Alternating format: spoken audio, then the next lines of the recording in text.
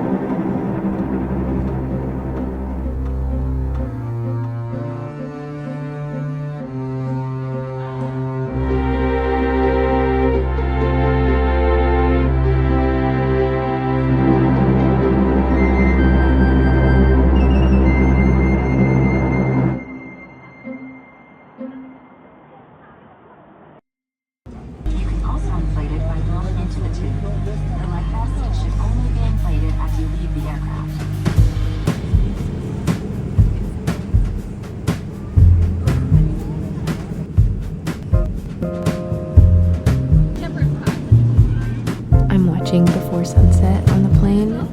Here Celine is talking about writing in her journal. I felt this a lot applying to PhDs when I was writing my personal statement of purpose, making you reflect on yourself, making a promise to the school and professor, but more so to yourself about what you're committed to and why you want to pursue something for 5 years and beyond.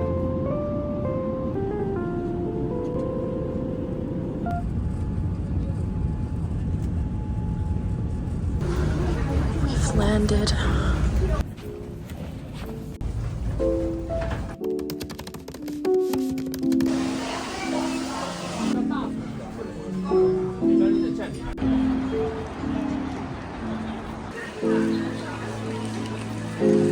My last 9 grad school applications were all due by December 15th, so I spent half of my first few days in Shanghai having fun and half of them applying to grad school.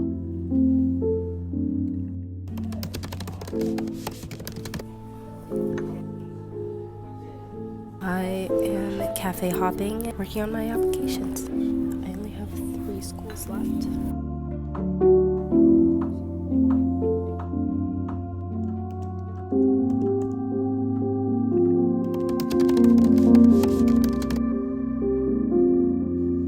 This is not my usual setup or voice or look. I had my hair and makeup done for a photo shoot today, which may be a little misleading. If you don't know me, I am an engineering student and I'm applying to PhD programs in machine learning and computer science. Forgive me, I have a cold and my voice is very coarse. So basically, I submitted all of my applications. It is currently 1 a.m. But I really wanted to document my PhD application journey because there's a ton of written recommendations out there, but I haven't found a video documenting like the entire process. I always see people who only make videos after the fact that they get in, and you don't get to see how much they don't know during the application process. So it looks like it's so easy because they've made it already. So I started this series in an attempt to show that side of applications and also look back on these videos and see what I was thinking and feeling and how that compares to after the fact when I have an outcome. I need to update you guys. I had my first PhD interview on January 2nd, 2026. I've had 2 professors contact me saying they liked my application and either asked for follow-up materials or for a chat. And I was not expecting responses to happen that quickly, especially during holiday season. So I'm super happy about that. I think it was a good chat and I want to talk to her again, but we'll see what other profs say. I forgot to explain that my first 2 interviews are from CMU, Carnegie Mellon University, and the University of Toronto, and I will be doing application and interview-specific advice after the vlog episodes are over in this series.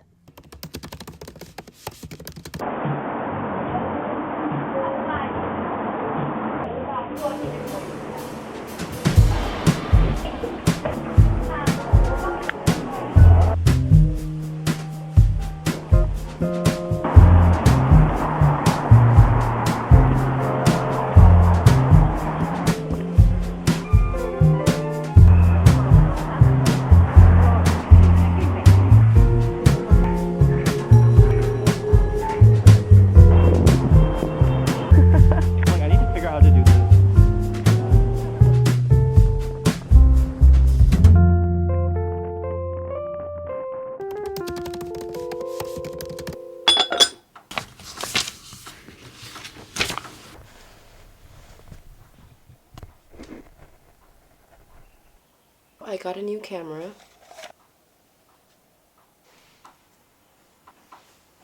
I have a full day on my own, so I get to go wherever I want and do whatever I want. And the plan right now, there is no plan, but my thoughts are to go and see NYU Shanghai. I'm not sure if they allow like visitors or anything. School has started for me. It started last week and I still have another week in Shanghai. I don't recommend doing this because there has been so many time zone issues. I'm literally joining meetings at 12 a.m., taking classes at 2 a.m. because there's a 13-hour time difference. Not only are classes starting to build up, but also I submitted a paper to a machine learning conference and it got accepted. Good thing, but that also comes with work. So now I have to do the camera ready version of the paper and prepare the presentation that we're gonna give. I had a meeting for my Microsoft project this morning. Last night at midnight, I had a PhD interview with a professor. This semester I'm taking 6 courses, 2 electives, which is good, but 4 engineering core courses that I have to take to graduate. I need to pack my bag, notebooks. I'm sketching my painting, I'll say. I'm also bringing my smaller camera, all the grainy photos. Okay.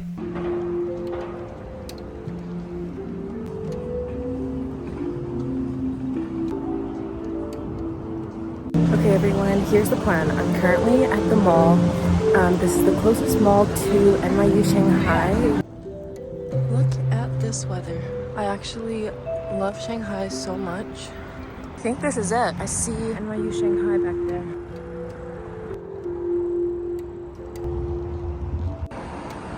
Unfortunately, it looks like I cannot enter. Mission unsuccessful. I've gotta find somewhere to get coffee and sit down while all the people in North America are sleeping. They'll wake up with a little Slack message gift from me.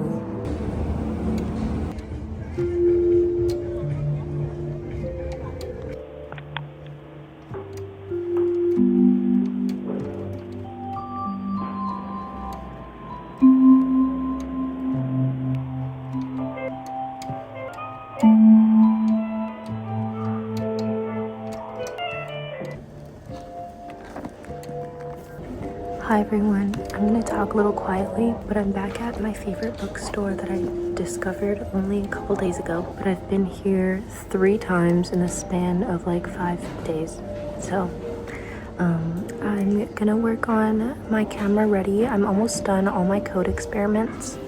I want to generate a new figure for the paper to communicate the results better because I ran a bunch of things on test cases instead of just training, so I want to show that result so then my claims about the tests can be a little more solid and concrete, saying that it works on cases that we haven't seen before. And so right now my graph is kind of janky and not very clear. I think that'll take me like an hour to 2 hours. After that I'll start working on my slides for the presentation. So then my supervisors can have enough time to review it before I finalize.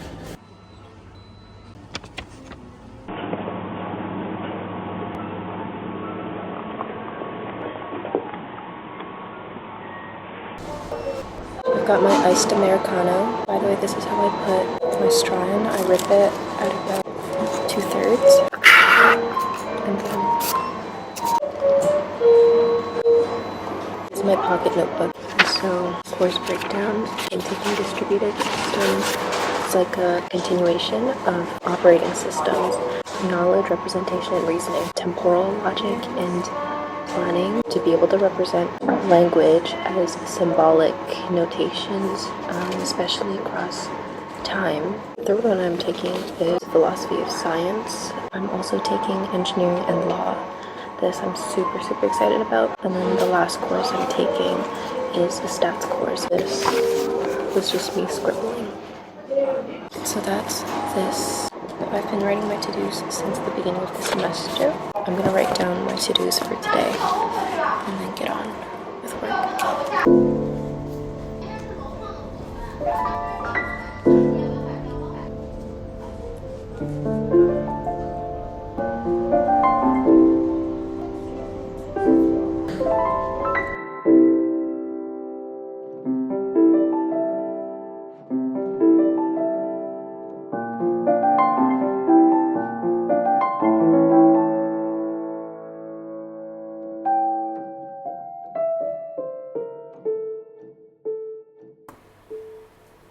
This is crazy. I've been sitting here for 5 or 6 hours now.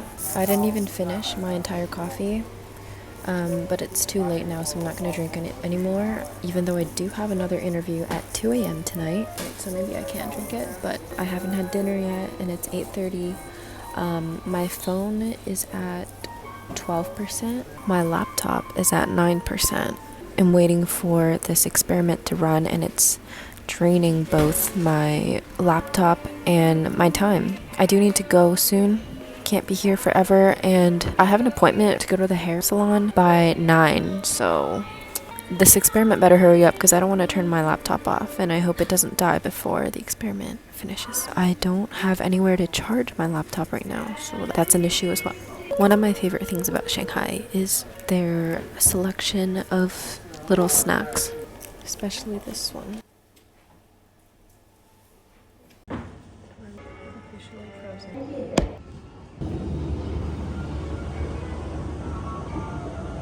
I resolved my issues at the last minute. The test experiment failed at 80%.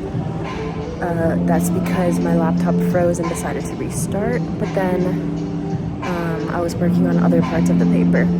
It's actually crazy to me how much time I can spend repairing and editing a single paper, and this isn't even a long paper, it's 8 pages. I feel like there's always room for improvement. We can't be perfectionists in every single aspect of life, and we have to call it a day at some point. I was externally forced to leave due to the closing hours of the store, but even for the paper in general, I still have 3 days left, but I want to get it done tonight because my supervisors need to review it, and I want to give them enough time to not feel super rushed. And I have another interview tonight. This one is at 2 a.m. and so I still actually have a lot of time. Okay guys, I have an interview in 2 minutes. This is actually the second interview that I'm having with this prof because they wanted 2 separate interviews. I guess there are 2 phases this year. Both of the professors that emailed me for interviews were doing 2 rounds this year. Sip of coffee before I go.